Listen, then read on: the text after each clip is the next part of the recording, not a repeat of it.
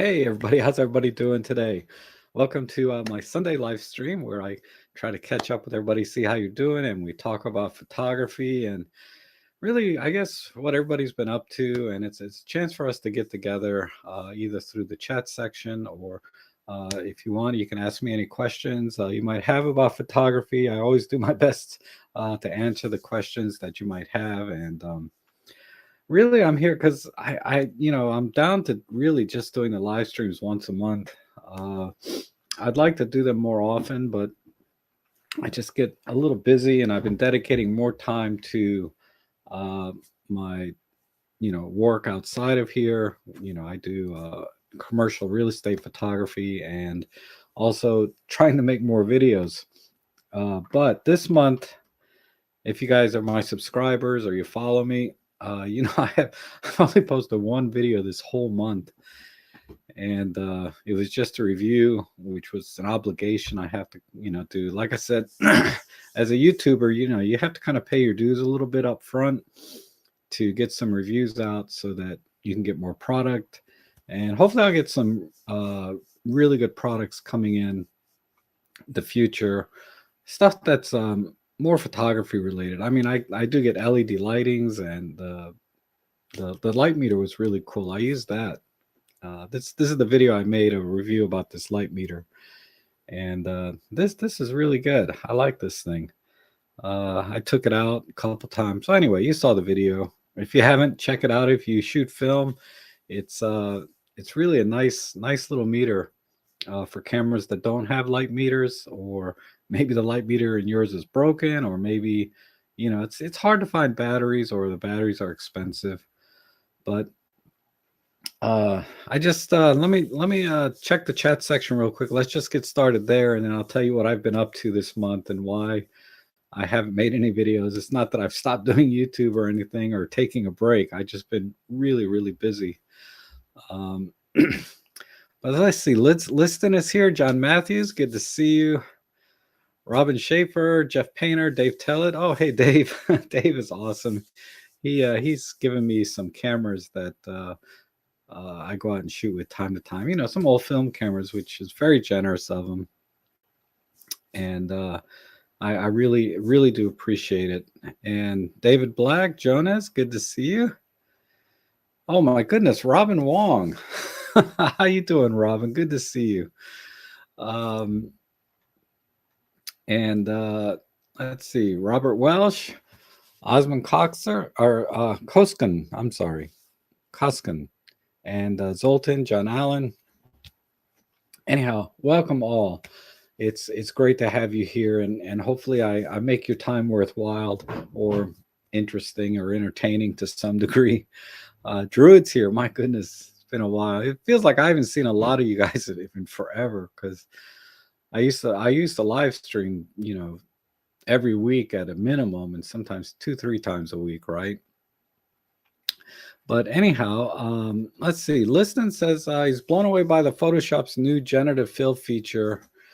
Yeah, so Photoshop has this AI thing where it fills things in, and I played with it a little bit. It's okay. It did fix a couple of things in my film scans where uh, I wanted to cut something out, or I needed to fix like a corner, something like that. It's fine. It's only helping me a little bit beyond what I would do with just a healing brush anyway. But like I had to delete delete somebody standing behind a group of people that I was taking a picture of, and it did a nice job of that. I'll show you that in a little bit. I'll show you a lot of the stuff I've been doing. I've been shooting a lot of film this month too. And I tried a couple other things, and it was just a train wreck. I mean, it still needs a lot of work, and I would imagine a lot of AI stuff is kind of still in that phase of making things happen or work the way we would expect them to. And I still don't believe that AI in general is a threat to photography, because uh, on a personal level, because I do photography for just the enjoyment, right? and just getting out there and taking pictures and creating things on my own and not having a computer generate things. So for a lot of us, I think enthusiasts and photographers, AI is irrelevant, right? Uh, for professional stuff, I can see it helping a lot with. I think Liston said something about professional retouchers. I've never used one, but I can see where it could put a dent in some of that work. It's going to put a dent in a lot of stock photography type stuff if people can just generate things. uh, Companies can generate things on their own because they would just hire like an AI specialist, right? And say, okay, we need this, that, and the other thing, and out it comes. And aside from all of the legal issues that could arise from it, because apparently the way I understand it, AI takes work from whatever it finds online and puts together some derivative of that. And a couple of the only really big thing right now, I think, and it might be unique to the United States, and it's probably true in other countries, but uh, you can't really copyright stuff generated by a computer, right? Um, there's a lot of limitations and exceptions to that, but if I generate something totally on AI, it's not like it's really mine, right? I can't copyright that. So that's a problem in a professional environment. Um, so I'm not too worried about it on a personal level. I don't care about AI so much. It's just exploding online though, particularly with Photoshop doing this now. And I would just say I would just ignore it for the most part. It's not a big deal because in my work, for example, when I do my commercial and real estate photography, legally I cannot show a computer generated image of something. It has to be the actual image uh, of the property or the space. And in a lot of advertising, you cannot show computer generated or not the actual thing that you're selling or presenting, right? So at this point, um, that kind of work is not going to be affected, and it makes sense, right? Because uh, you can show like they've had like these 3D models that you can do for properties, and that's totally legit. And that's usually done for remodeling a place, right? Because it doesn't actually exist. You just scan a space and then you generate a 3D model of it, which is usually a remodel or redesign of the same space. And that's perfectly fine. And I think that's where AI is going to be pretty awesome. I actually used some AI generated staging, and I'll share that with you too for this last property. So that's what I've been up to. Is I was asked to do a residential property, which is really rare for me. I mostly do commercial, and I was asked to do a residential property. It was like this beautiful home on the waterfront, and so I had to do a good job. And I residential property is is very different than commercial because commercial property, you walk into a space and it's usually 1,000, 2,000 square feet of open space, maybe a few cubicles, and the colors are generally very neutral. There might be a splash of some corporate color here and there, but I don't have to deal with a lot of the things that you have to deal with in residential real estate. So I don't have that I have the skill set, but I don't have the experience, right? So when I walk into a room on a residential property, uh man, I'm dealing with like blue walls, yellow walls, hardwood flooring, sometimes furniture, a lot of times furniture. And this creates all kinds of challenges photographically, dealing with the color cast that you get from light reflecting off the floors, off the walls. Sometimes you got these really super high ceilings, like and giant windows coming in. you know uh, like when you walk into a foyer of a house, usually, it's 2 stories up, maybe 3. It's just all open, and then immediately to the left and right, it's just a single floor with ceilings, and it's a totally different, thing, and like I said, I was able to get through it, uh, because, I can look at a space and figure out the exposure I need, where I need the lighting.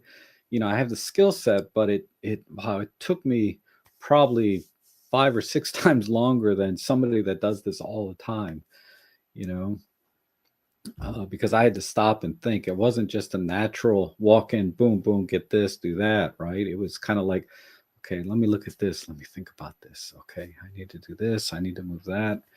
But anyhow, um, it was uh, it was very challenging. So I spent a lot of time photographing the property, and then I spent um, a lot of time. They also want to do floor plan, 360 aerial photos. Did I mention floor plan? Yeah, floor plan. Uh, and they wanted to virtually stage it because the house was empty, right? They wanted me to put fake furniture in there, and that's where I use some AI type furniture, virtual staging stuff. And that's come a long, long way from when I first looked at it like 5 or 6 years ago. 5 or 6 years ago, it looked like you were putting cartoon furniture in the property, but now it looks completely natural. It's shocking.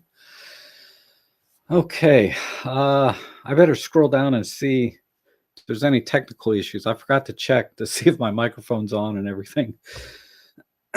But yeah, so that was a big deal. I've never done like 360 photos professionally. I've played with it here and there in the past, and I would try for a day or two and then say, "Ah, forget it." Nobody ever asked me to do 360, and they wanted a virtual tour where you walk through the property. Oh my God. So all brand new stuff for me, for residential property. I've never. Now the good thing is they didn't ask for video.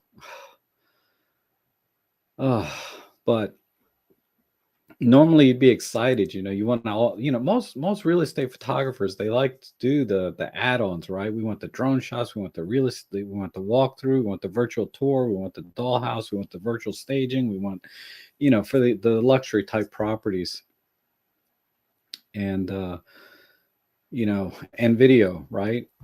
So thankfully they didn't need video, because that was just the workload of that alone. So I spent almost every single day this month up until about a week ago. So basically 3 weeks, learning how to do 360, how to do floor plans, how to do, uh, virtual, what was I saying? 360, yeah, 360, and then virtual tours, being able to walk through the property, and then trying to develop a workflow and working with different cameras. So I got a new camera uh, for this job, and the job more than paid for the camera. So there was that, and I did get some other new gear that I want to share with you. So lots of stuff. So I've been so busy. Now that most of that's behind me, I think I can go back to making videos unless some other giant project comes up. But I'm going to show you the project and the work that I did. Let me just give you guys a link to. Um, Let me give you a link to the property. I'll put it in the chat section, so you can see what I actually delivered to the client finally. And this is just the 360 tour, uh, with some of the bird's eye type photography and the virtual staging. So I want to talk about the virtual staging because it's pretty amazing. So let me see if I can do this. So you can watch along with me now, or you can look at it later. Uh, okay, how do I get back to the chat? Okay. All right, so there's a link to what I delivered, or it's over here, right? There's a link to what I delivered to the client for this one property that I spent. If I had to do it all over, I think I could do it, probably in about 4 to 6 hours, right? because now I have the workflow done. The on-site time is still going to take a little time because, like I said, that requires experience to do it fast, right? Like to get in and get out and you're done.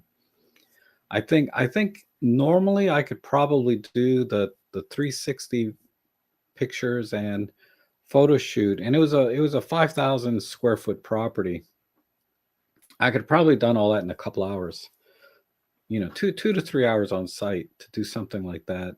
Um, but I ended up spending personally about six to 8 hours on site because I did everything twice. you know, uh, because I wanted to do a good job. But let me see if I can bring this up now. How do I do that? Uh,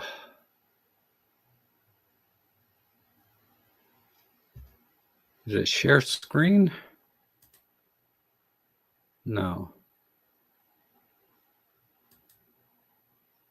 Share. Oh yeah, share screen.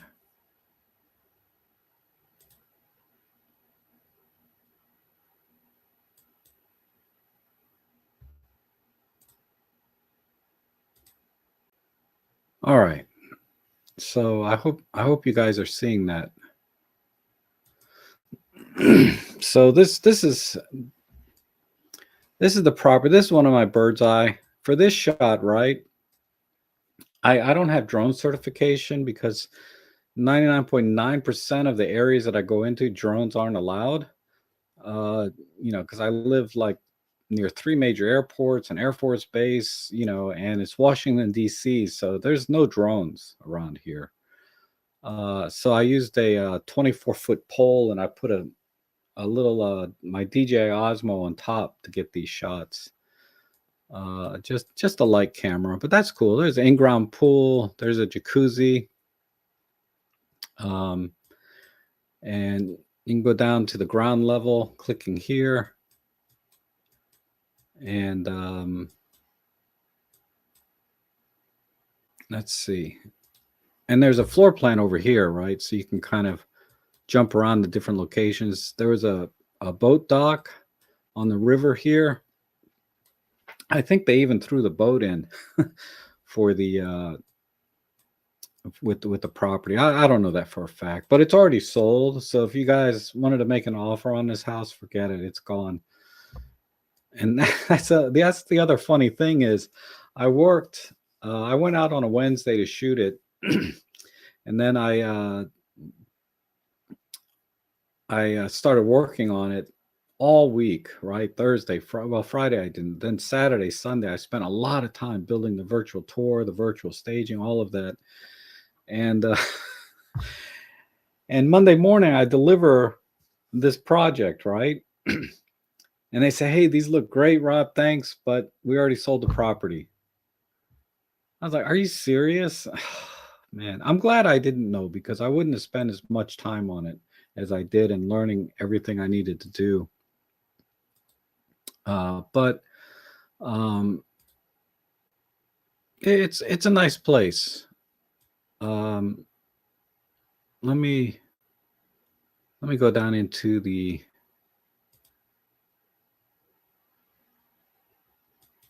This is in the house. Let's go downstairs. Those are just the bedrooms. But as you can see, you can kind of walk through and pan around 360. I'll try not to go too fast because I know to get all pixelated when I do this. But like I said, I put the link so you guys can look at it for yourself. Uh, but that's it. And this wood flooring, man, he had this all engraved. Like they used different color tile wood, and everything was cut in and laid. That costs a fortune to do this. And this compass on the floor is actually accurate. This is north, and that's south, east, west. It's actually correct. So you can see the front of the house is basically pointing northwest. And let me show you one of the virtually staged areas here. So here's the dining room, basically, right? Here's the chandelier. And as you can see, the house is empty, but here's a virtual image of the furniture. So look how amazing that is. I mean, this place was vacant. I was able to virtually stage the dining room and then add the furniture in for the living room. It's it's pretty cool. Uh, and this takes you back to the normal. Let me take you over to. Oh, I missed. I need one more link. Let me show you the living room. This goes to the bedroom. Wait. Yeah. So here's the living room, right? And I had to clone out this and fix this for the virtual staging. For the actual photo, I had to leave this, right? You have to present the property as accurately as possible, but as good as possible, right? You want it to look 10 times better than it actually is. But this place was really nice. But there's the virtually staged shot, right? All the furniture was just AI generated, basically. It's pretty amazing. So this is where AI, I think, is a huge benefit to helping you in your photography, in your professional work anyway. This is how I use it. And so going back to the empty space, nothing there, right?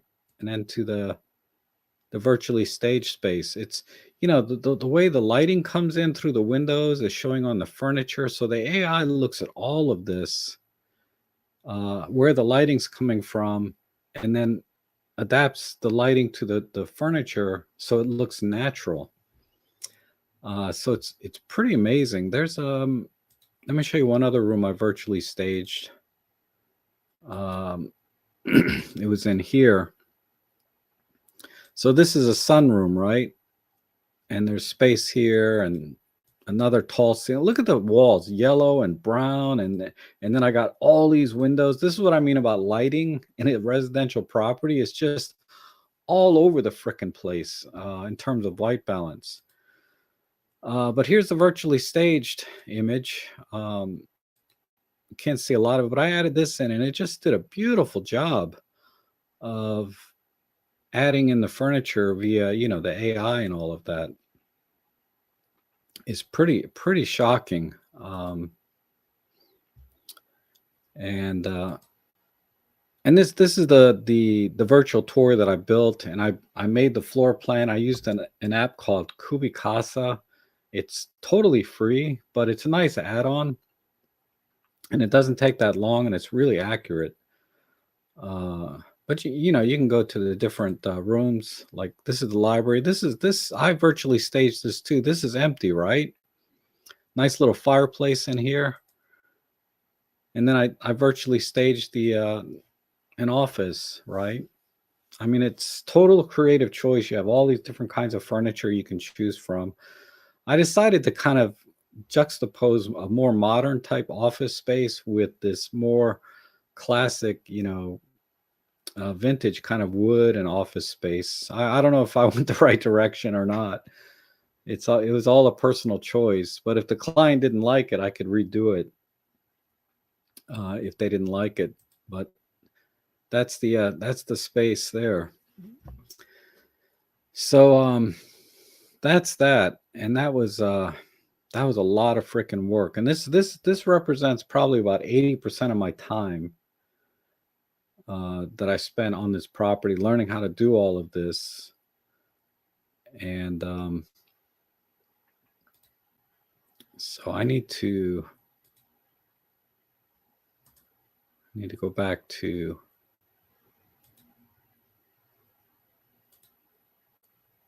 this. So that's that. So like I said, the link is in the chat section there if you want to look at it firsthand. It came out okay, and the camera I used to do the 360, I tried two different ways. I tried using my OM1 with the 8mm fisheye, and where is that?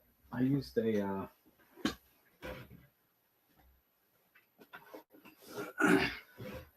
I used this Nodal Ninja, right? it's basically a 360. What do you call it? Gimbal or something? I can't remember what it's called, but it's a panhead or something. And you mount your camera on here and line things up. You can see I wrote numbers on here for my OM1 and 8mm fisheye. Well, maybe you can't see it, but I put here 15 millimeters, and over here I put 9.5 millimeters. So when I mount the OM1 on here, I can adjust the gimbal to be exactly what I need it to be.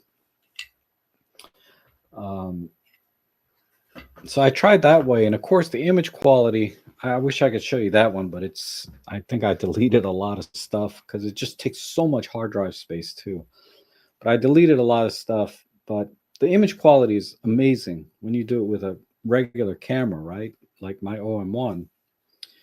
And but that workflow, I may that workflow takes a lot longer, right? Because I have to, with the 8mm fisheye, I have to take 9 shots for each 360 photo. And then if I do HDR on top of that, I have to start blending, right? And I just don't have that workflow down where, because you can get like PT GUI, right? It's another software for doing panos and HDR blending. You can get PT GUI and develop a workflow for that kind of photography where you're taking 9 shots, multiply that by 3 or 4 for each 360 photo if you're going to do HDR, multiply that by another 2 if you're going to start using flash with your 360 HDR. I mean, it's there's just not enough hours in the day before I had to actually go to the property and do it. I just don't have that experience. But when I do get that experience or that skill set down and that workflow, uh, I can charge a premium. I mean, thousands of dollars probably to do a nice luxury property like that if they want it. Uh, but this is the camera. This is the camera I ended up using, was the Insta360 1R.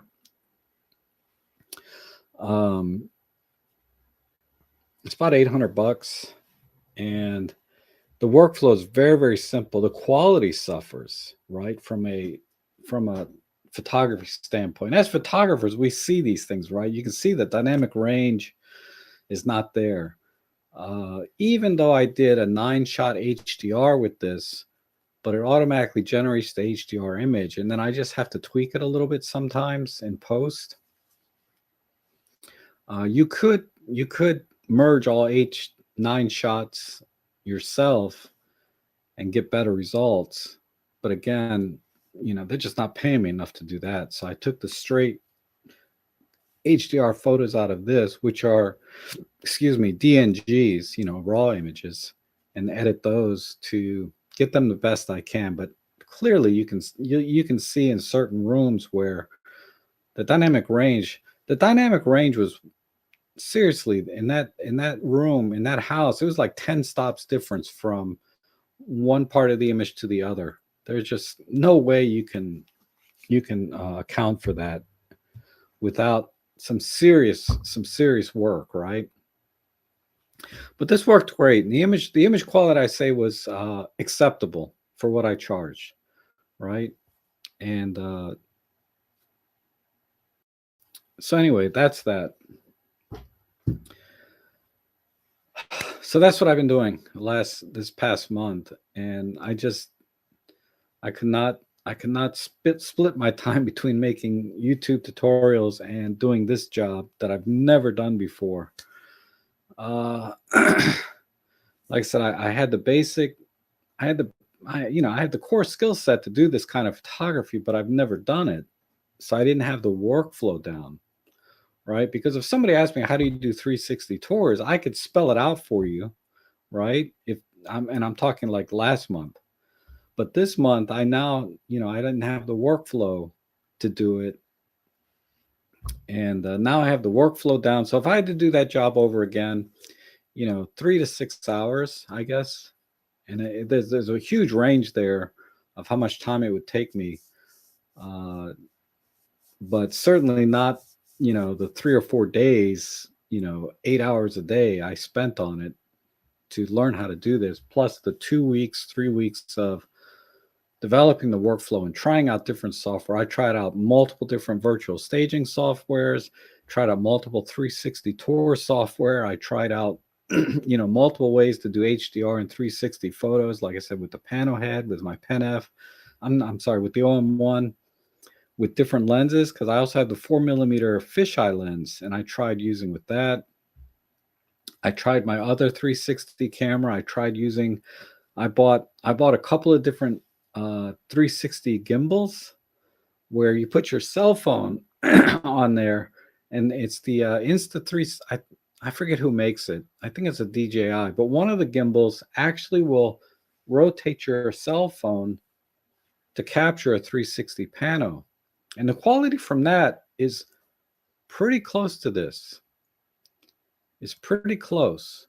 Uh, not quite as good, but you can capture 360 panos with your cell phone with this gimbal. The gimbal's like $170,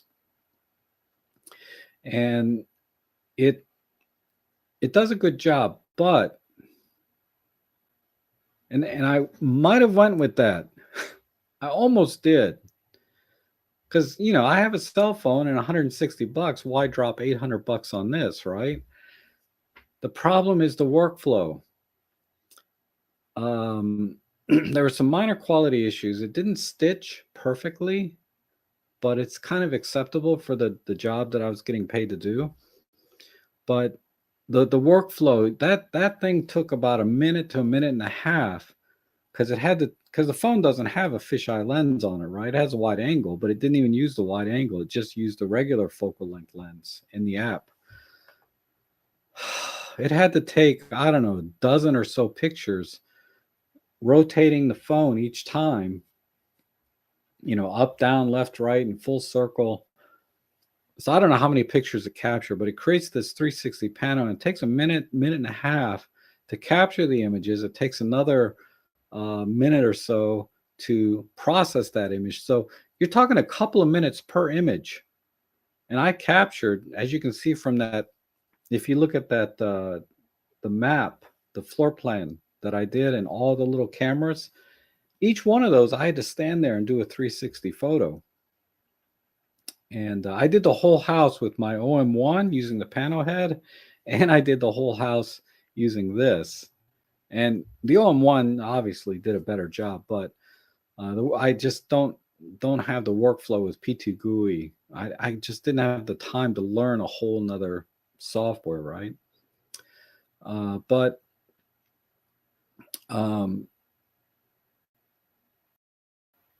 yeah, and then the image quality was acceptable, but there were stitching errors.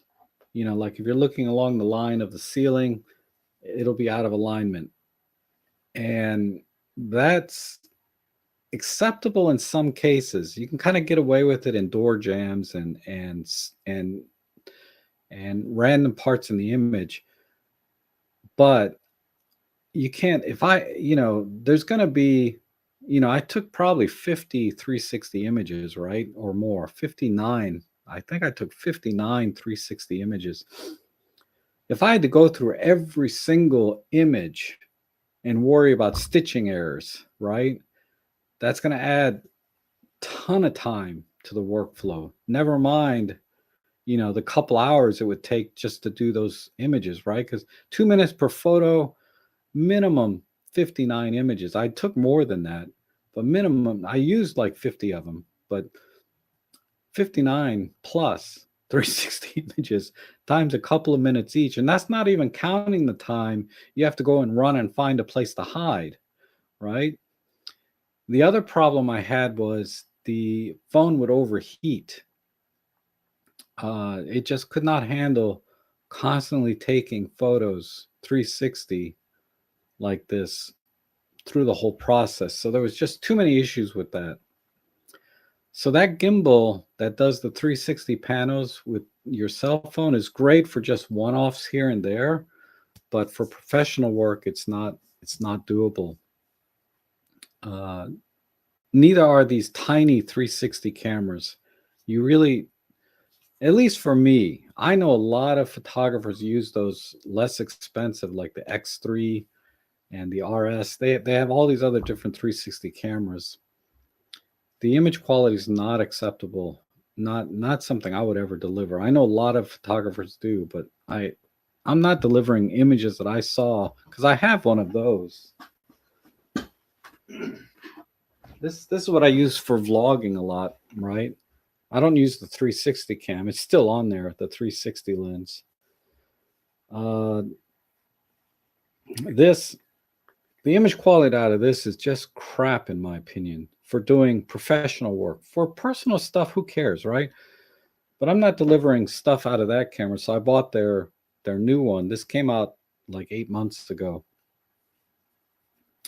This is acceptable for the job I was paid to do. You know, unacceptable if if they paid me twice as much, maybe I would I would have used my OM1, or if I had a good workflow. That's something I need to do. Is I need to work with PT GUI more and practice. I probably took 2,000 images of my house and practiced in my house with my OM1 and 360 cameras, thousands of images to get this workflow down. But now that I have it down, I can do it, you know, and it'll only get better if I do more. But this is probably the last 360 job I'm going to have for a while because in the 6 years or however long I've been doing this, I've only been asked to do 360 jobs a couple of times. And I did lose one or two jobs because I didn't do it, but over time it just was irrelevant to me. I was like, there's plenty of 360 guys out there. Oh, anyhow, let me catch up on the chat because I've been jibber jabbering for a while. um,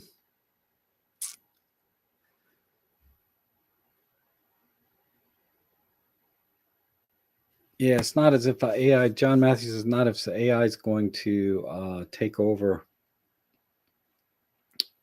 Oh, you know what? I'm not even using my chat. My chat. Hold on.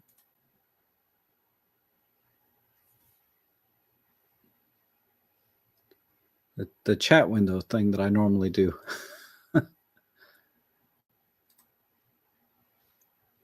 Give me a second. So out of practice here.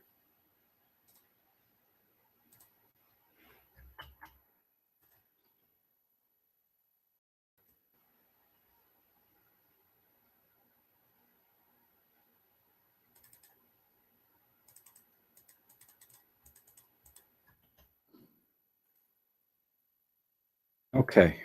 Sorry about that. I like to have the chat window up because I watch these later, and it's sometimes the chat window in YouTube doesn't come up, so you're not going to see them. But okay. And the other thing I've been dealing with is my neck is stiff again. Every year. Oh, thank you, Roger. I appreciate that. That rocks. That helps me out a lot. Let me tell you. If it wasn't for the support that I get from you guys, my viewers, I wouldn't make any money at all off this YouTube channel, really. It's just the donations and things eclipse the ad revenue.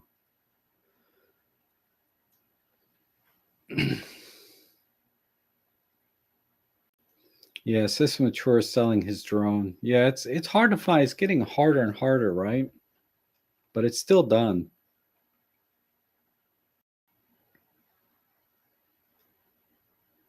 Oh, that's interesting. IKEA doesn't do it anymore. Interesting. That makes sense though, right? I mean,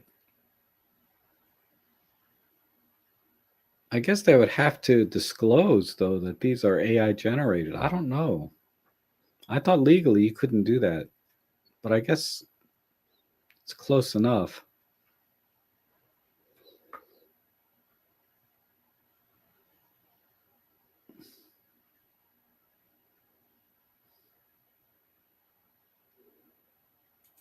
Oh, that's interesting. Fisheye hemi. I never heard of that.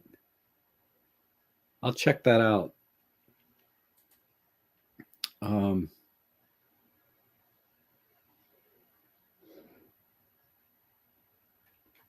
okay, so hopefully that's everything in the chat. Um, but yeah, doing property work, it is a lot of work, but it's so is everything when you do things for the first time, right? And it it I can see it going much faster the next time I do it than the next time because I didn't even have a workflow for doing the virtual tour. Putting the little arrows to point here and there because you have to think about that when you're taking the photos in the property so that when you get back to process them, uh, it goes faster because the photos are organized. I'm going to walk in this counterclockwise direction in the property and hit every room. it's it's nerve wracking though. The floor plan using that Kubicasa, Cubicasa, right? That workflow is a little bit nerve wracking because you can't see the results um, for a day. And if you get back on the next day and you look at the results and it's not right, it would be really tough to call the client back and say, I need to go back to the property. You know what I mean? That would be that'd be a little rough. Now, so far I've done a few floor plans of my house and I've done a few floor plans and I did one floor plan, the property itself. First time I ever did a floor plan of a property, but I practiced in my house, right? Uh, to make sure. And there were some mistakes. If you don't know how to, you know, if you don't have experience about what the app wants, because you have to use, and this is why I bought the iPad. This, for you guys that know me, I don't like Apple, right? But I had to buy an iPad because it has that special camera. I forget what it's called, but it's got that camera that can measure distance built into it. The iPad Pro model. The other iPads don't have it, but the Pro model has this some kind of special lidar. It's called lidar that goes around that can measure distance, and this app requires you have to use it. So I've mentioned in the past that I bought an Apple product because there was one app that I couldn't do. This is one of them. There's actually two apps now that I think about it, but there's that this app in particular has this lidar, which when I bought the iPad was I bought it specifically for the lidar because I saw the potential uh, of having that for the work that I do. Um, because there's that other company, Matterport, where you can use the lidar with the photography to generate your 360 tours and your doll houses. So I think I'm pondering going to use Matterport because I did a Matterport. You can do one for free. You can't share it with anybody. Otherwise I'd show you, right? But on the free account, you can do one for free, and you're the only one able to see it. But uh, I tried it with this camera, and it was perfectly fine.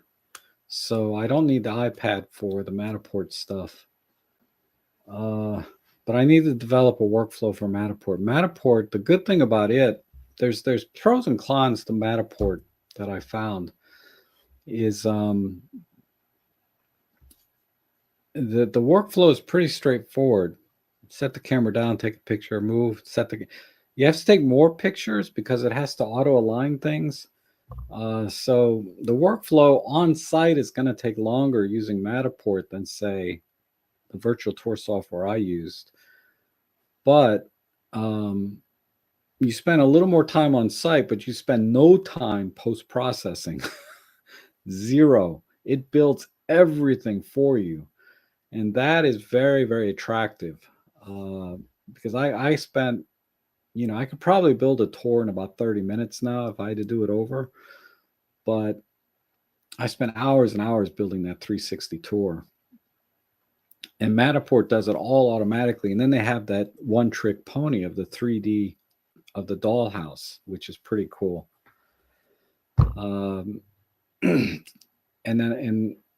if I did residential real estate property on a regular basis, I would strongly consider getting it. But I didn't want to pay the annual hosting and fees and all of that just for one property, right? It just eats into my profit margin. So anyhow, John is asking, have you bought or sold any lenses recently? I have not. I don't think. Lenses, I'm pretty well stocked with everything I need. So John's asking about lenses. Yeah, I'm stocked. I got, I use primarily the 25 prime and my 300 f4 Pro when I go out. I did a portrait the other day too. That was pretty cool. I wonder if I can show you that image.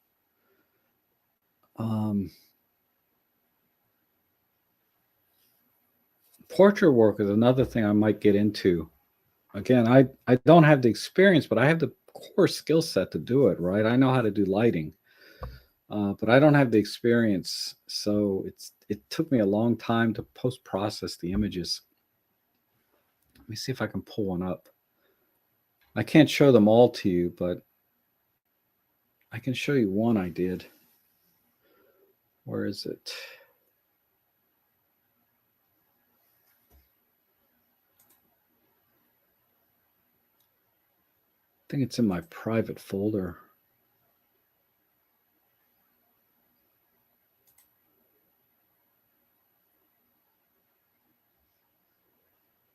So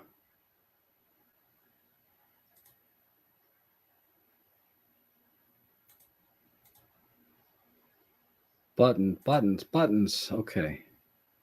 Share screen.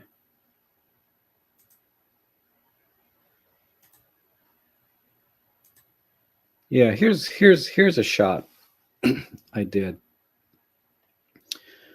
And I just used LED lighting. I didn't use any flash. I used the backdrop, and I just did this in my dining room.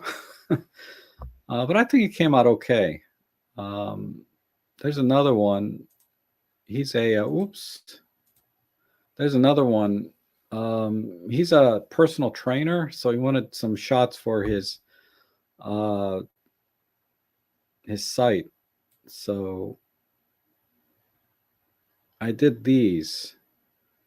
These came out okay. Not bad for never doing it before, right? Anyhow, I did those, and that, the shoot itself went pretty quick. I was done in about 30 minutes. It took me about 10, 15 minutes to set up the lighting, LED lighting, and the backdrop. And then the shoot, about 30 minutes. And that was mostly him changing in and out of different things. We took about 50 images altogether, which is nothing, right? And then we curated through down to about basically 8 images that we were going to use out of those 50. And those are the 8. I edited 8 images, and those are the 3 that I chose to give to him. I mean, I gave them all to him, all the raws and everything, but those are the 3 that I told him he should use out of the 8 So, uh, um, so I did that too, right? So I've been busy, and then let's see. Um,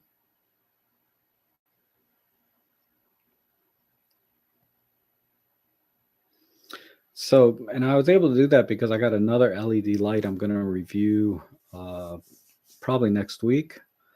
So I'll talk about the LED lighting, and maybe I'll make it a semi tutorial, or I might have to do a separate video. Sometimes the reviews, you have to make it about the light itself and nothing else.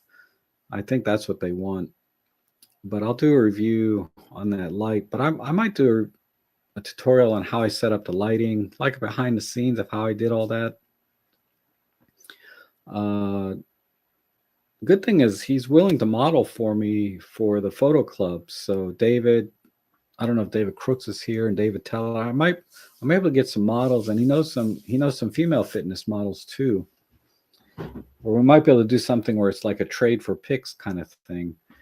And then I can do it, because the reason I've never set up any kind of modeling shoot at the photo club is because you have to find a model and then you have to pay them, which they deserve every penny. But I just, since I'm doing everything for free, I can't be spending money, to do things that I don't charge for. I mean, I could charge for things, but I don't feel like charging for things all the time. I'll charge my professional clients, but other photographers in the photo club, it's about learning from each other and experiencing photography, enjoying, that time together, right? Experiencing and doing things together. And if I can help and teach a class or something, I'll do it for free. But yeah, I'm not gonna go through the expense of hiring a professional model, 50, 100 bucks an hour, or whatever. Anyway, I mean, I know a lot of the members are willing to pay for a class so we can get the model and everything, but it's something I have to think about. We'll talk about it later, David. But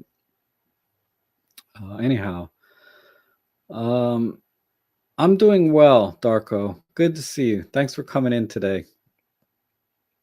Um,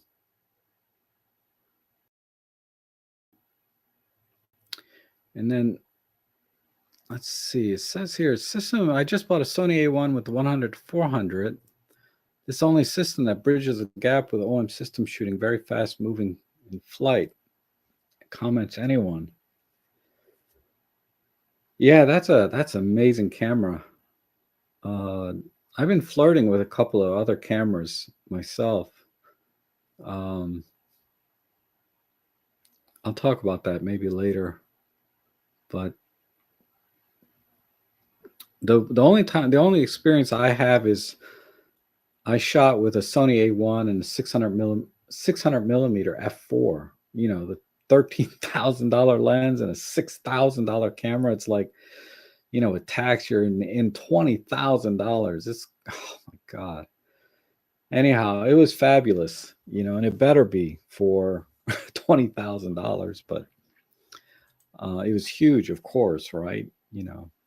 I mean, it was huge. But I've seen videos. I forget who it is, but there's videos online of a guy who's trying to decide between the two systems and ended up with just going with OM1. I'm sure there's videos out there where people have compared them and ended up going with the Sony, right? So what you'll have to do, Darko, is after the stream's over, is put a link down below this video, a link to your Facebook page or whatever, because I know you can't post it now because of in the stream in the chat section, but just do it after the stream's over so people can check it out.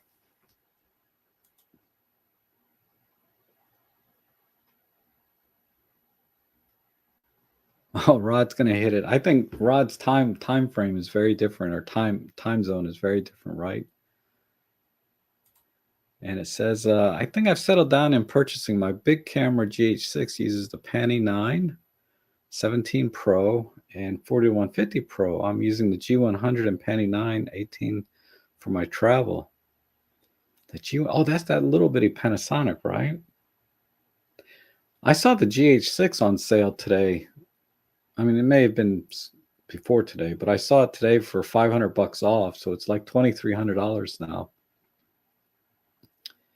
And if I was hardcore in the video, I would definitely get it, but I'm not. So, but that's nice. That's a nice setup. So you don't need anything, and oh, you have the 35 to 100 is perfect. I love the 35 to 100.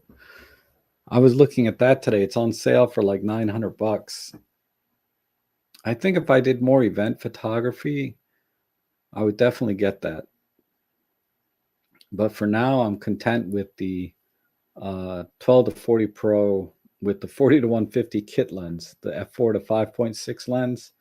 I've done a couple of events with that combination, and it's been perfectly fine because the noise reduction software out there now, and I use DxO Photolab, it kind of mitigates the need for super fast lenses in event type photography.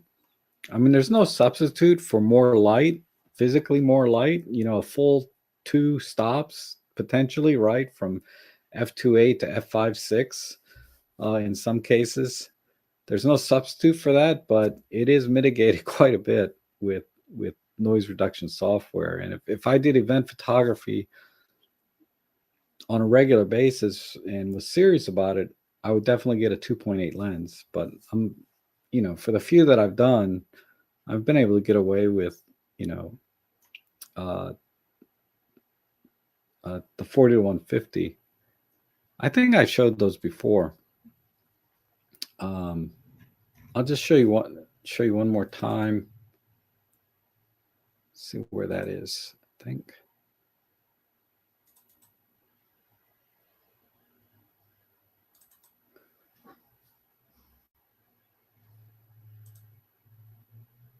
Oh, these are awful.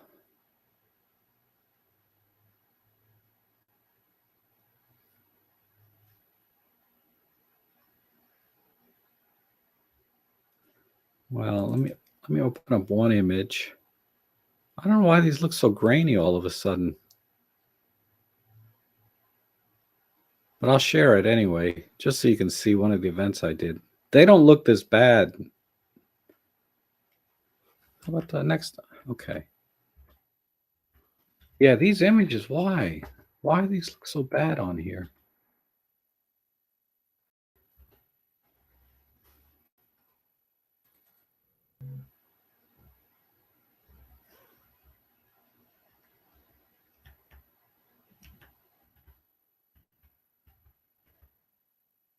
What I delivered to the client don't look like this. I don't know. This is the client folder. Well, it's not really, but how do I share this again? Share.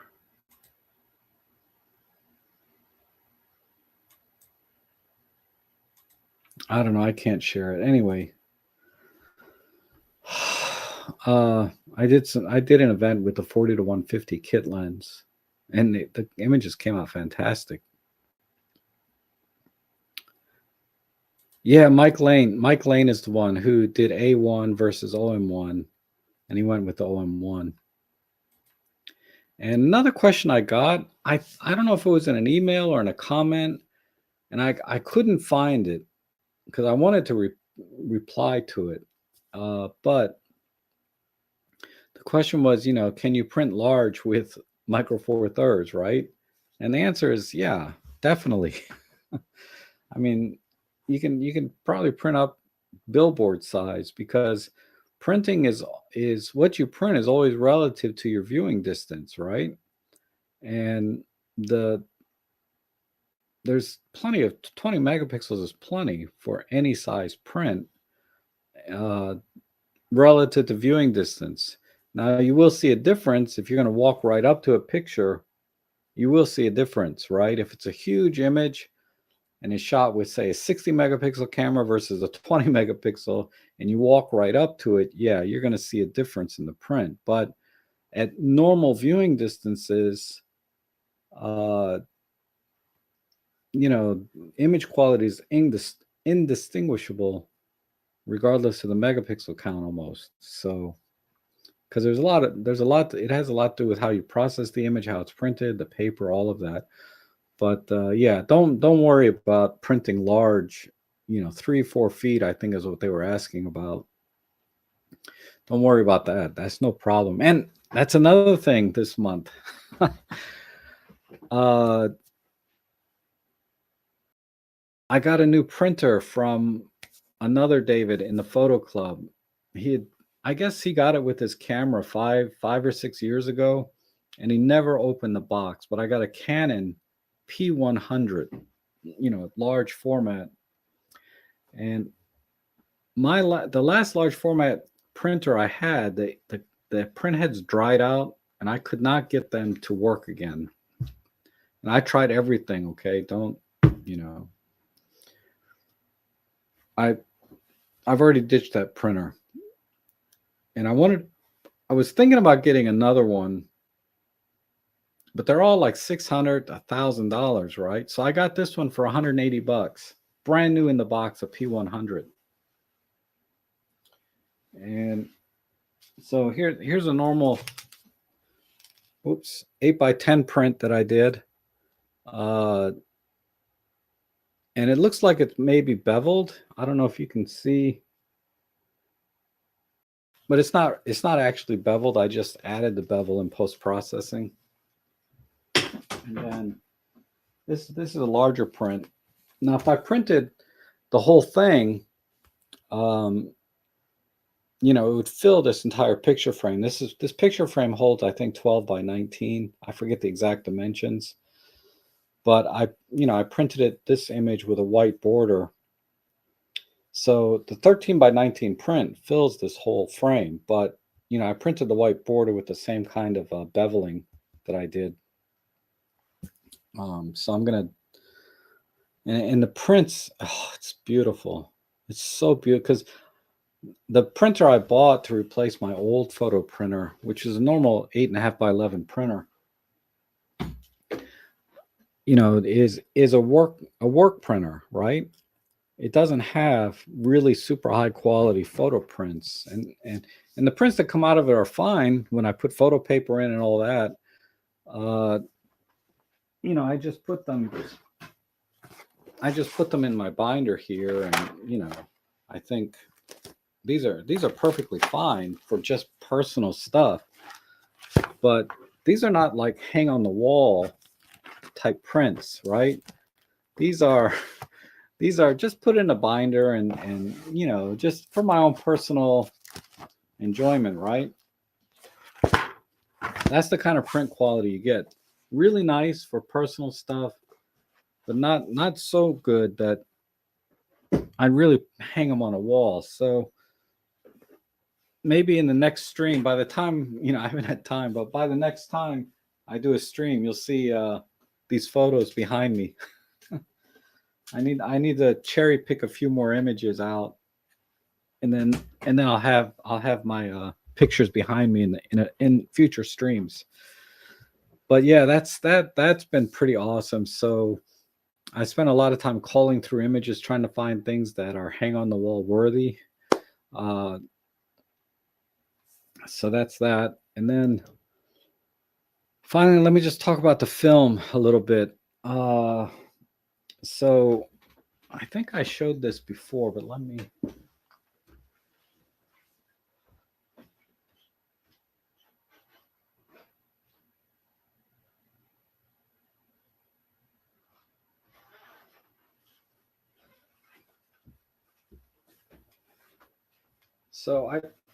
And if you guys go to my Flickr account, I think the link is right here to my Flickr account. I posted a lot of film shots that I took with this camera. This was the camera that Dave Tellett gave to me.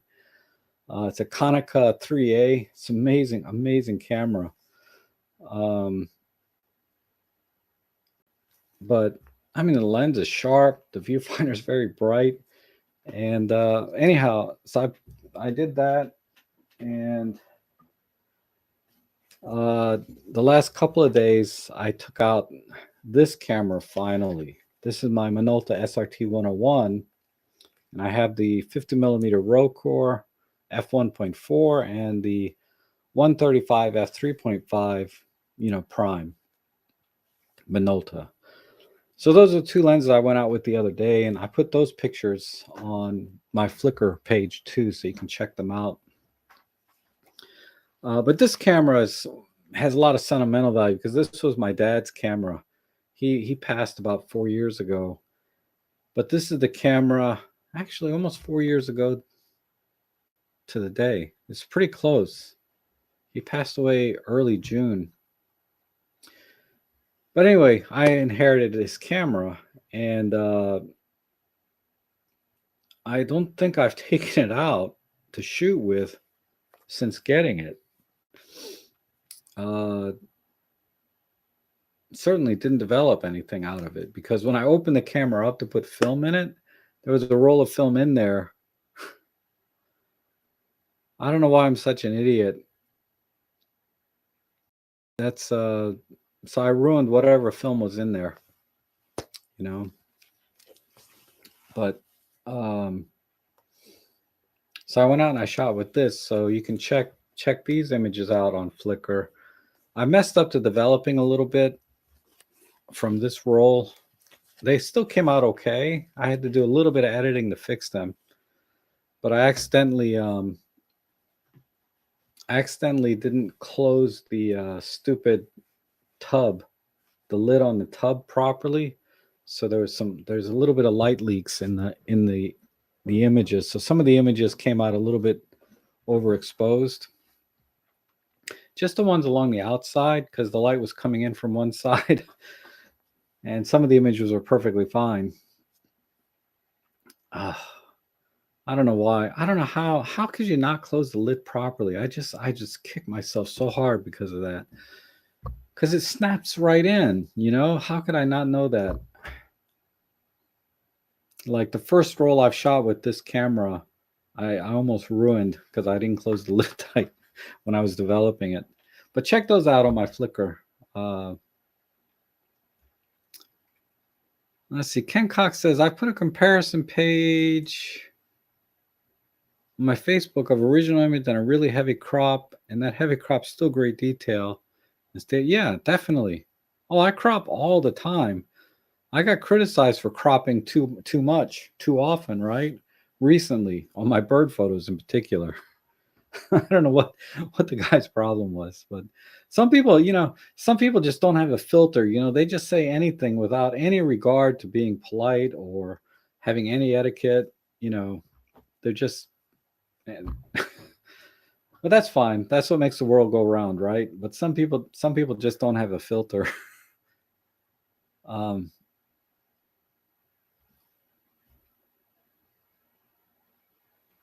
My system. Oh, Marco's here. Hey, Marco. I've been waiting for email from you to do that, do the live stream together. I'm still shopping myself because I'm trying to do some 360 videos. But anyway, let me before I move on to what Marco and I want to do. This is where I put the negatives, right? You put them in these little sleeves, and then I print out the contact sheet. Honestly, I don't know what I'm going to do with all this stuff after I've already scanned them and printed it, but you just do it because it's part of the workflow, right? Put your negatives away, catalog them, and print a contact sheet. Just sometimes you just get too much stuff in your life that you start to question, your life choices. Oh. Anyhow, why did I bring that out? Zorky 4 and his ice icon. Oh, cool. And a Mamiya 645E. That's cool. And Darko's asking, what's my favorite film stock? Right now, it's Tri-X 400. I just tried out the T-Max 100 yesterday. And because I messed up in the developing, like there's light leaks and stuff. I can't really say if I like the T-Max 100 better than the Tri-X. What I do like about the T-Max is cheaper than the Tri-X. I also bought hold on.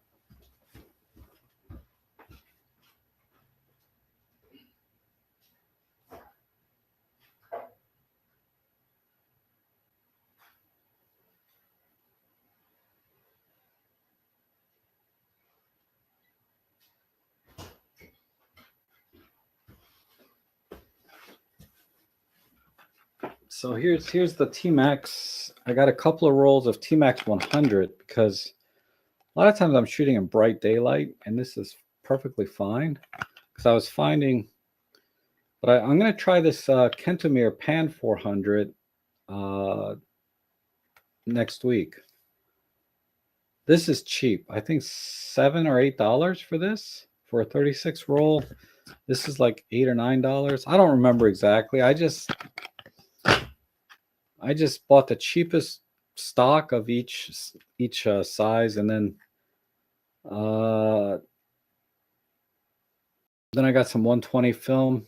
This is Ilford Delta. I've never shot with this, but for black and white, so far, I'm liking my Tri-X 400 better. I tried HP5 and HP4.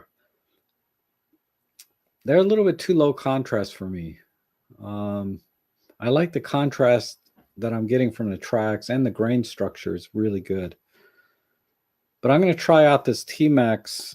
If I can save $2 or $3 a roll with T-Max, and get decent images out of it, I might have to add a little contrast. It doesn't look quite as contrasty, but again, it's I don't know.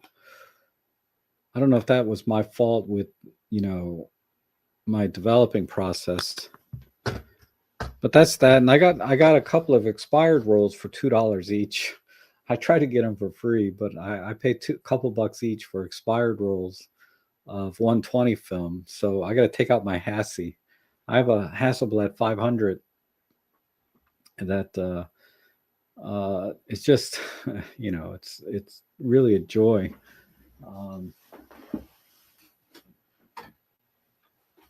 I know a lot of you guys have seen this already, but for those of you that might be new to my stream, this is my Hasselblad, the Blad. This is just a joy to shoot. Now, why does it say I got 120 film in here already?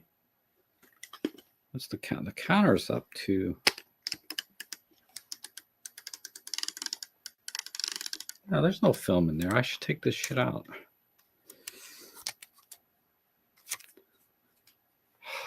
Watch there be film in there, though, right? Anyway.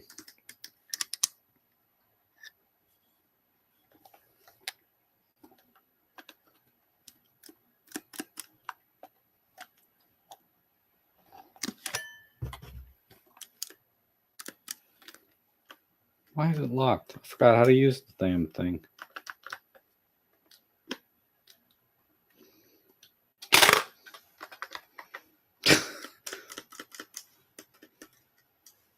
It's probably locked because there's no film. Yeah. There can't be film in this. I don't hear nothing. Anyway, I'm a little confused why this is not taking a picture though.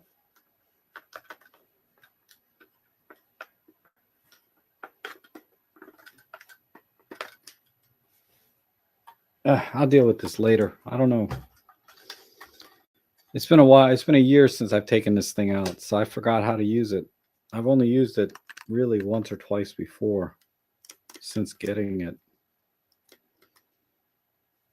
Timer's not on. What the hell?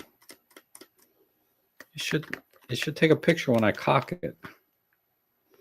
And this film back. Oh, the film back won't come off unless the card is on. Okay, now I remember.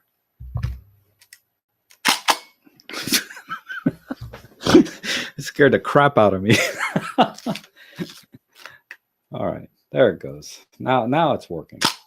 So it must need film for it to actually take a picture. Okay. Anyway, a lot of you don't care about film, I'm sure.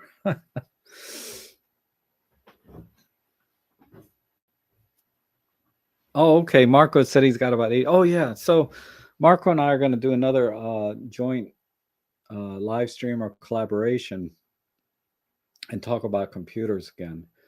Because it's been at least a year, if not 2 years, since we've talked about it, and there's been a lot of changes since then.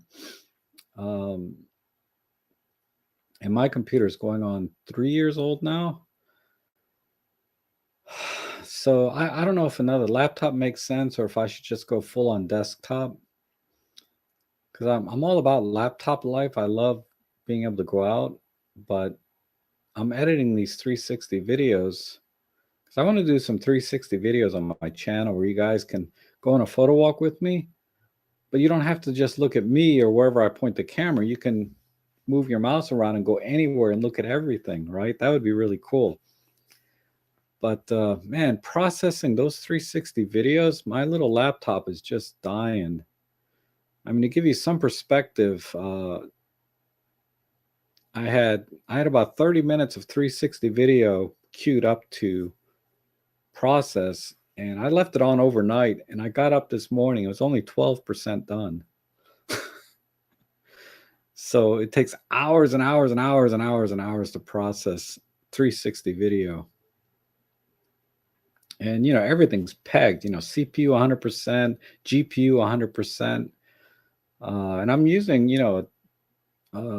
dedicated graphics, it's a laptop graphic card. So I'm thinking if I go desktop, I'll get full power wattage to my graphics card and my CPU. And that should quadruple the speed, even if I have the same hardware, which you can get cheap now, right? But I don't know. I'll have to talk to you, Marco, about that.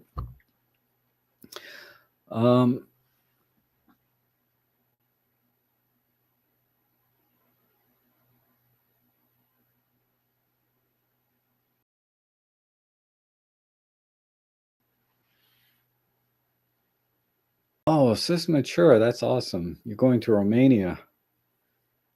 My sister just went to Italy, and man, she was like, it was interesting. Her, you know, they stayed at a very posh hotel on an island somewhere. I forget the name of the island, and it was she just loved it. She loved to travel, but she's like, there was just little things like there's no screens on the windows. Like you just open the window and it's just open air. So she got tore up by mosquitoes at the hotel, and they didn't turn the AC on, right? So this is a really nice hotel, but there's the AC is not on because they said it's too soon. Uh, no vehicles allowed. Everything is by foot traffic on this island. I can't remember half the things she told me. Um, and this is why I don't travel, because I'm like, that would be my story. I'd be like, I got tore up by mosquitoes. I was sweating like a pig because there was no AC in the hotel, and I had to walk everywhere, and and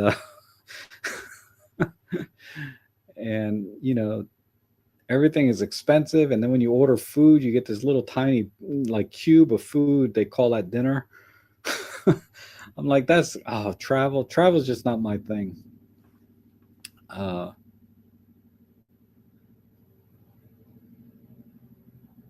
Randy's here. Yeah, the racing.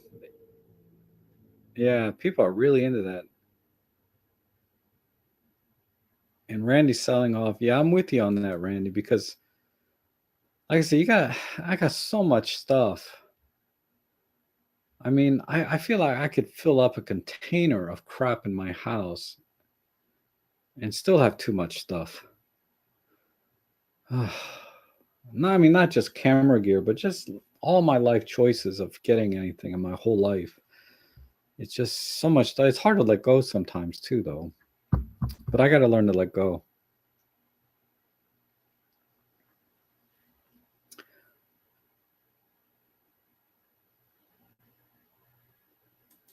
Am I getting out and doing? There's a few reserves around, um, but no, I haven't had time to go out. I've been doing, I did film yesterday because I was had lunch with some friends, and I want to bring my 300 f4 Pro with me, right? So I spent the whole day just shooting film and a little bit of digital. I didn't shoot a lot of digital yesterday, but I went out with my Pen F and my SRT. And before that, I've been just super busy with doing the properties, and workflow. So now I'm finally a little bit free, and I'm going to try and do some other stuff. So I might be able to get out and do some birding. I mean, it's still spring. I'm missing out on all the little ducks and baby birds in the water and stuff. I'm missing a lot of good stuff. It might be over now.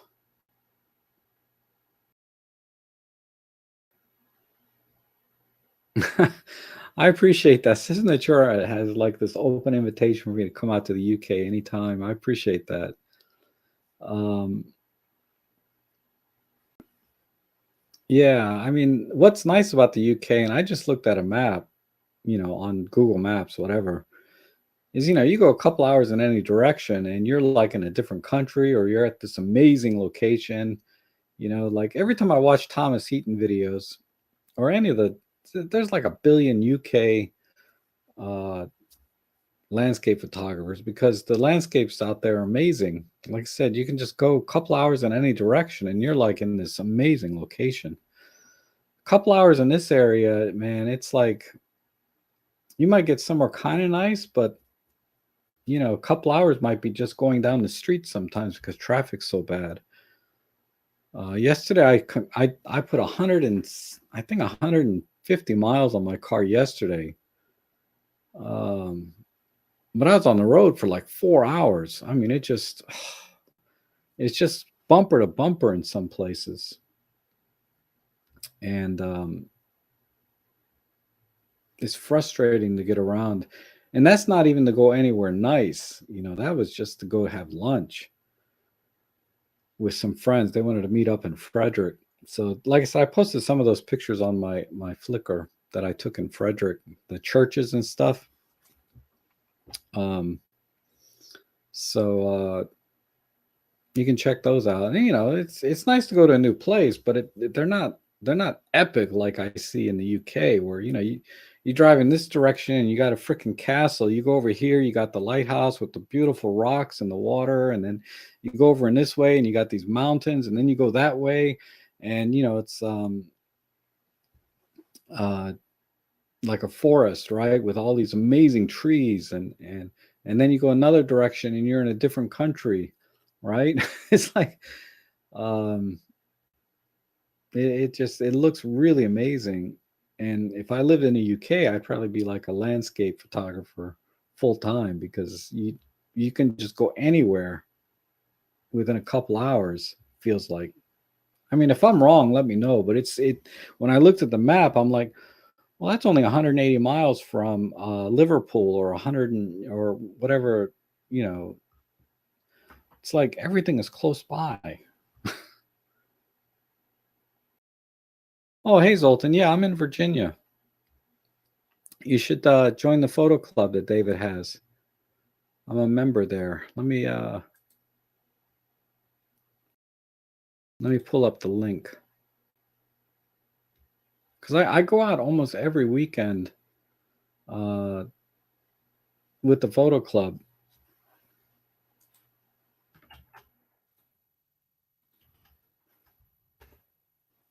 So definitely check that out. And time to time, like Marsha. Hey, Marsha, how are you?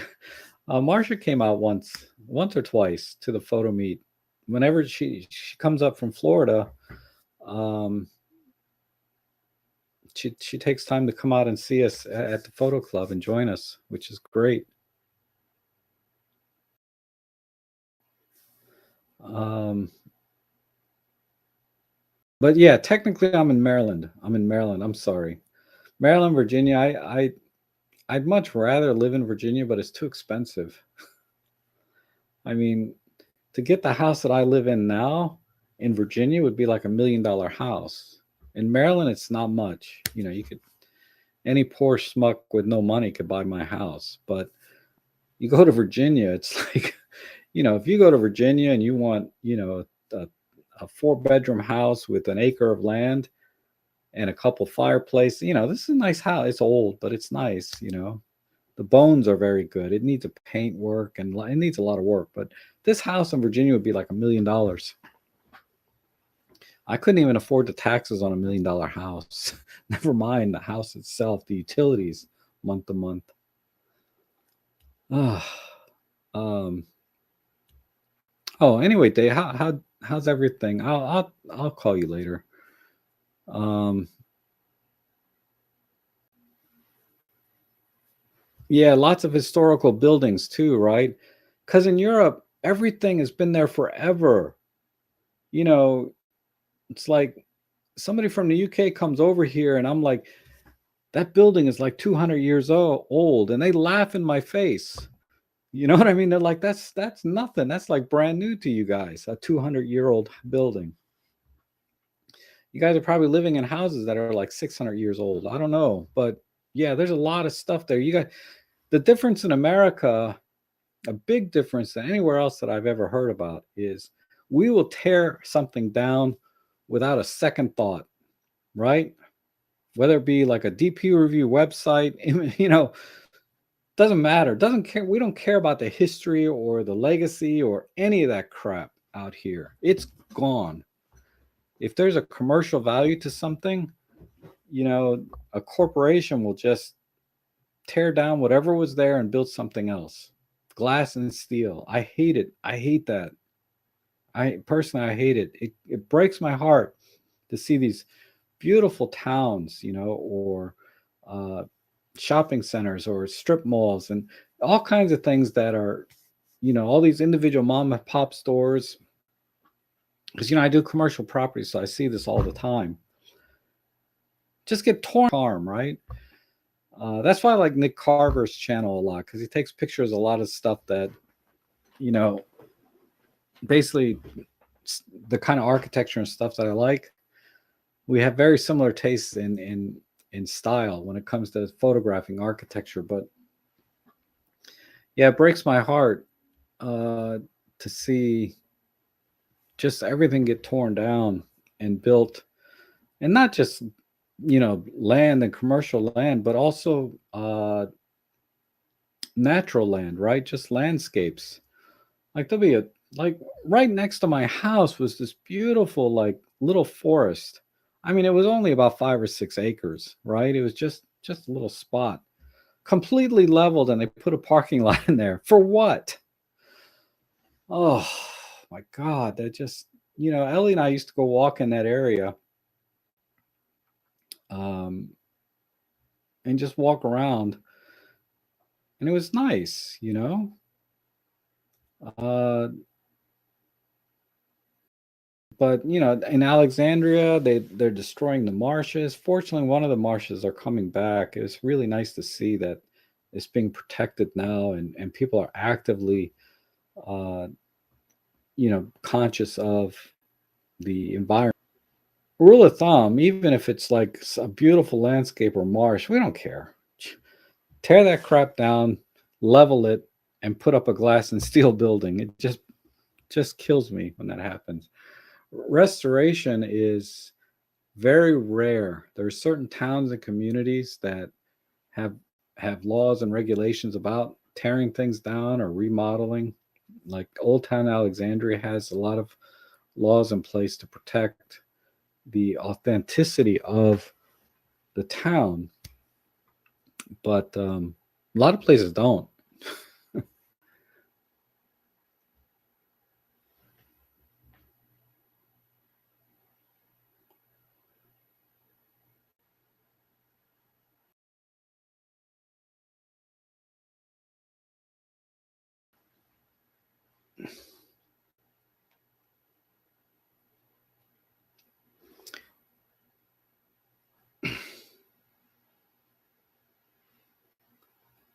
Okay, I see a few questions here.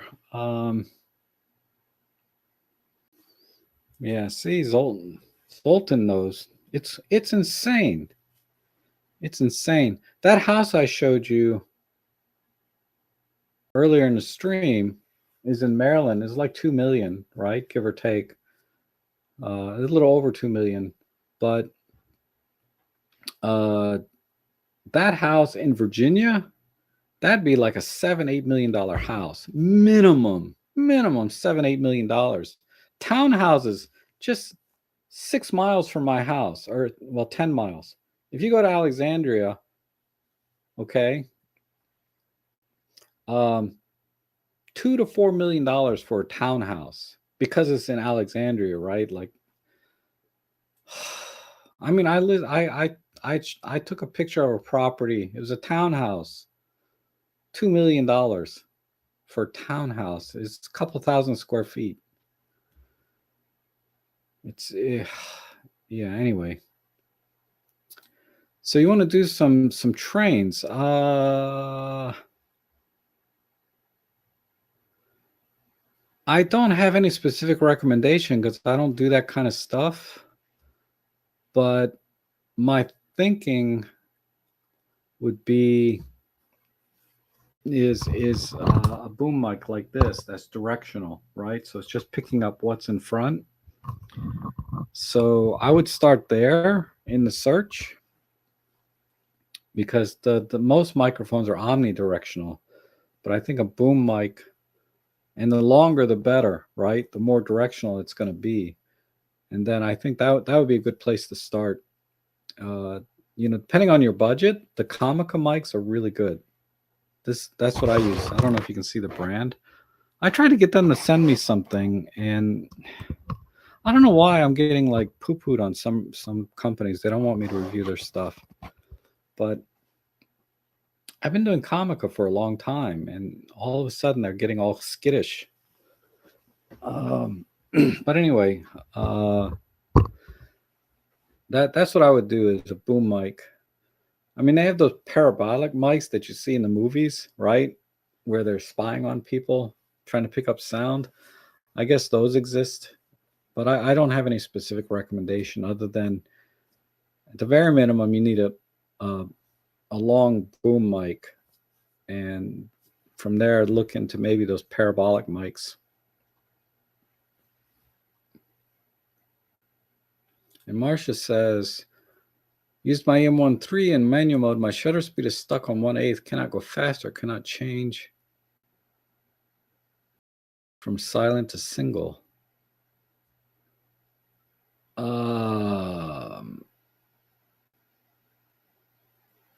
If I recall, I don't have my M1 Mark III anymore.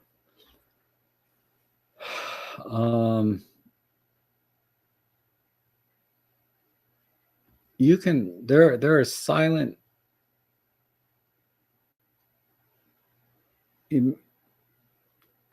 shutter settings, and also look at your flash settings. That there might be something in your flash settings.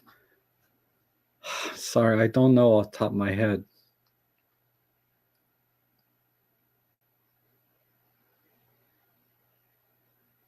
But something is locking you into silent shutter mode. So what would that be? What I would do, Marsha, actually is just do a full reset on the camera.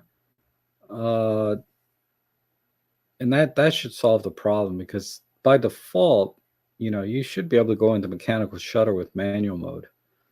And sometimes there's settings that force silent shutter mode, like the high res shot mode.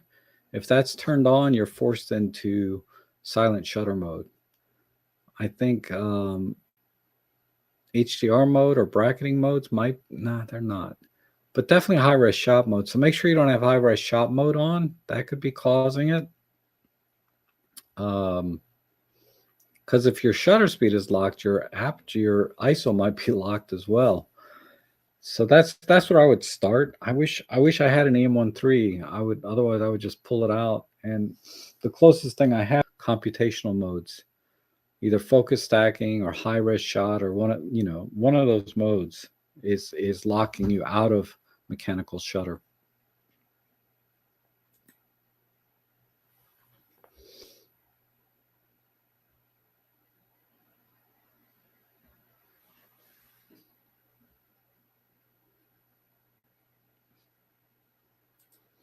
Yeah, it wasn't a wildlife park. It was actually private property that belonged to the church. Um, and well, a church bought it. Then they leveled part of the area, and then later on they put a parking lot in the entire area, and they're so God, even the people at that church annoy me. Um, I'm walking my dog on the sidewalk, in front of the church, which is, 100 yards at least off, because it's all parking lot now. And it's gated. They got these 12-foot fences around the church, right? Um, the kind of area I live in, right? It's the crime is a little bit high, but uh, I'm just walking my dog on the sidewalk, the public sidewalk, not the church sidewalk.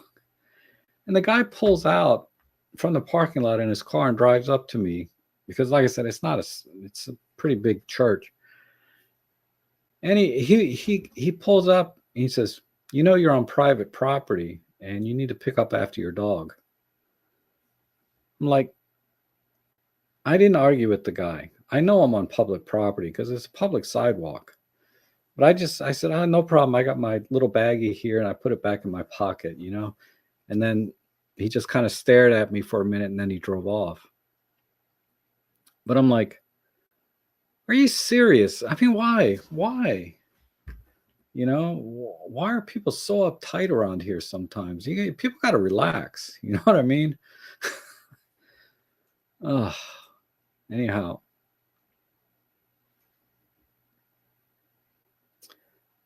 let's see.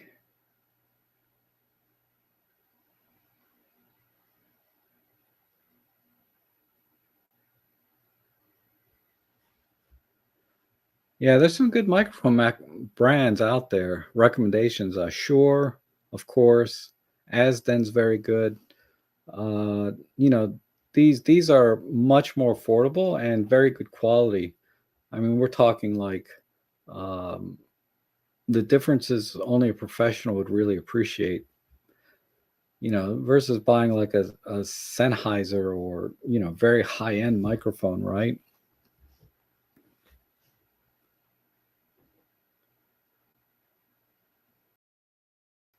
Why did this jump all the way up?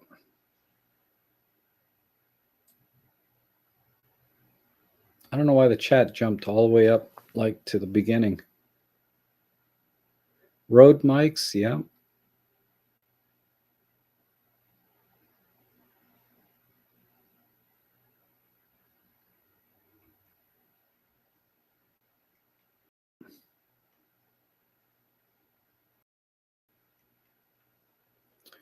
And Darko says the best mic to use for clean sound reproduction. Ooh, most people buy that Shure SMB7. It's like a $400 microphone. You probably don't need to go that high end, but any of the Shure mics are really good. Whether you go, if you go with the USB versions, they have USB ones, they're fine. Or if you go with the ones that need power, I forget what it's called. Uh, then you need to have a good preamp and USB converter to go to your computer. I haven't looked at microphones in a long time, so I can't remember the names of all the different devices. But if you want a standard USB mic, any microphone, if you pay about $50 to $100, it's going to give you very, very clean sound. Without spending several hundred to several $1,000s. Who has a good video on microphones is that guy Marcus Pix. Search his channel. He's got everything, right? He tests out 1,000 different mics for YouTube. check out Marcus Pick's channel. He'll give you some really good ideas for clean microphones for YouTube. I just use whatever I can get for free from the vendors, like this Comica mic, this boom mic. This works well. See, if I bring my mouth up closer, the quality of the sound should be much better, right? But I just have it sitting here on my desk. Most YouTubers, they hang it like right over their head out of frame, which is the best place, but I really don't need another freaking, you know, I already got like 3 different things clamped to my desk. I don't want another thing.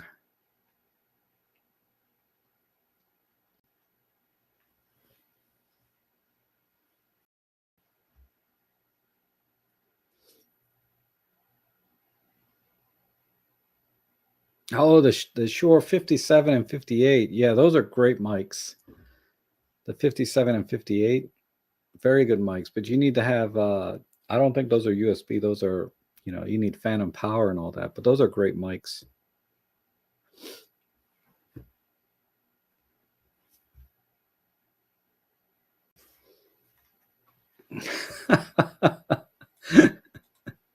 That's funny. It's probably so true. It's probably so true. I tell you. Um,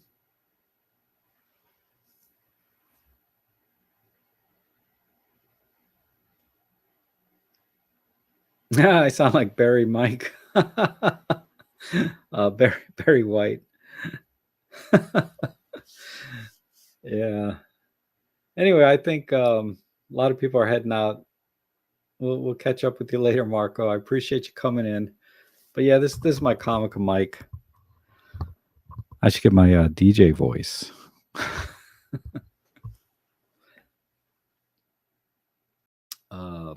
Anyhow,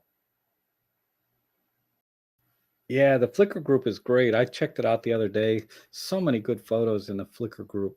There's a if you go to my page, you'll see community or something, and it says Rob Trek community, and you guys can share your images there with each other. Lots of good stuff there. I get a lot of inspiration from it myself, and it's good. It's really cool to see pictures from around the world as well. Sometimes I'll get a, you know, and that's what I wonder is sometimes I should maybe take more stuff that I see every day. I feel like, it's boring, but some of you guys might find interesting. So I tried to do that yesterday in Frederick when I went up there to get some interesting shots. I've not used the 8 to 25 lens.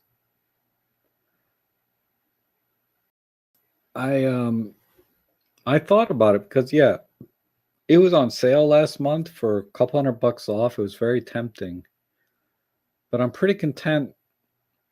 As much as I complain about the purple flaring and stuff, I'm pretty content with the 7 to 14 f4 that I have with the Panasonic. I've just, because I already have it and it's paid for. I just don't see dropping another $900 for an 8 to 25. With, I'll get there eventually. I'll probably get it. It would be an awesome replacement for that, but I haven't used it personally. I think I used it. Someone lent it to me once to try out for a couple of shots, and it was perfectly fine. But like I said, my 7 to 14 Panasonic, I'm getting by with that okay. I just have to deal with purple flaring once in a while, which can be an issue, but that's why I haven't bought it yet. Otherwise, I would have it because it's perfect for the work that I do. Um, and that range is awesome. 8 to 25 is a really good range on Micro Four Thirds. You can do a ton of street photography. That would be an awesome street photography lens because it's not wide open, right? It's f4 to start with, so you're pretty much set with your aperture. So you're getting plenty of light, plenty of depth of field, and you got a wide angle if you need it, and you can kind of come in closer if you need to. It's really a perfect lens for a lot of, particularly for street and for my commercial photography that I do. I rarely need to go zoom in much, but sometimes if they want details on a particular device or room or fixture, uh, I'll break out the kit lens, like the 14 to 42, and zoom in on it. I don't even bring my 12 to 40 Pro to my paid shoots. I only use 12 to 40 Pro for like events and portraits, but the 14 to 42 kit lens I use for my commercial work. Very rarely, but sometimes. But if I had an 8 to 25, I wouldn't even need to bring the kit lens.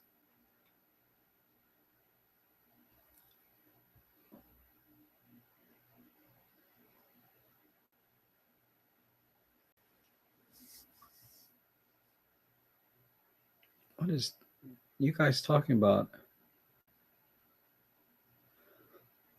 I wish Olympus could do firmware update through SD card slot. I heard you could do it, and I think, yeah, Marco has a tip there, Light Snow Dev. Um, yeah, it's not officially supported, but I've heard people doing it through the SD card. That I guess that works. I mean, because somehow people are updating their firmware with modified firmware, but I don't know if they're doing it through SD card or just using an app. I don't know. I like to keep things stock, and just use what's officially recommended. When I was younger, I used to experiment a lot, like with my cell phone, my Android phone. I used to uh, do all kinds of things with that, right? Put my own screens, and I forget what it was called, but you could get down to the core coding of the app of the phone itself and bypass the manufacturer and delete all of the bloatware that was on your phone, and then tweak the CPU settings and speed it up a little. I was into all of that, but now because I don't know, I'm just getting old. I just want it to work.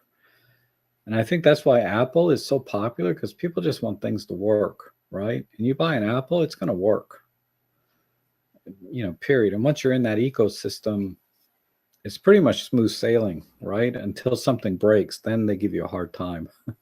But if everything's working, uh, Apple is a very, very happy place. But anyhow, yeah, there are some issues with Mac and Olympus or OM systems. Sometimes things don't work right. I've heard that come up time to time.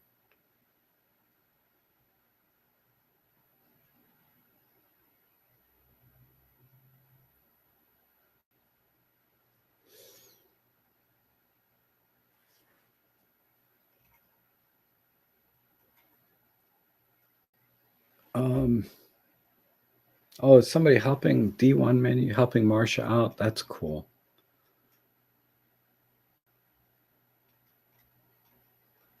I'm starting to wonder I should get checked for dementia or something. I mean, I was really tired yesterday when I had lunch with my friends, and I could not remember, like, now I can't remember what I was trying to remember. I'm gonna have to check with my friends though to see if it's really bad or not, because I feel like I should be able to remember things better. I can't. I just draw a blank. Sometimes I forget the entire English language.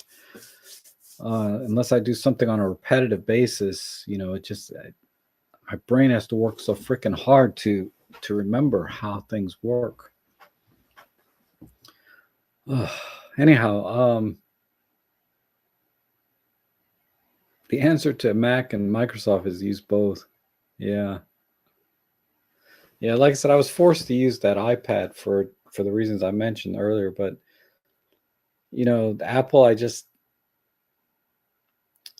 I can't get out of my head the idiot I had to deal with back in the 80s when I went to go look at an Apple computer, because I liked it. I liked Apple a lot. I was impressed with everything there, but the sales rep just annoyed me. And I'm easy to get along with, but the guy just insulted me. And I'm like, okay. So I left. You know, I wish more people were just more calm though. Like if you disagree with somebody or they start to annoy you, you can leave. Just go. I said, okay, have a nice day. I'll see you later. I don't know why people have to get so confrontational. So, I mean, my God, it's just it seems to be the level of I'm just trying to go home or I'm just having my lunch. Just I'm gonna go. I'm done. I'll see you later. I didn't come out today to annoy you, and you certainly didn't come out today with a plan to annoy me. We never met. So let's just go on our business and move on. Get out of each other's way and just life goes on. Everybody's happy. I guess that'll be my message for the day.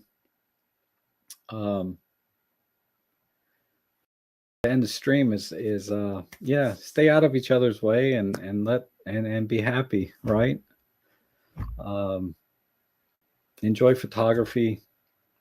I tell you, shooting film again, it's been great. Being able to just I don't know. See, this my brain is starting to get foggy, so I need to go. But thanks everybody for coming in today. I really appreciate it. It was great seeing everybody again, and I will be back again next month. It looks like every third or fourth Sunday of the month. Towards the end, I'll try and do a live stream so we can all get together and catch up on how everybody's doing and what I've been up to, what you guys have been up to. And I'm sorry I wasn't able to help you today, Marsha, but I'll give that some thought after the stream's done. And you guys have a great rest of your weekend. Enjoy the summer. Get out there and shoot and share your images on the community. I'd love to see them. Thanks again for being here.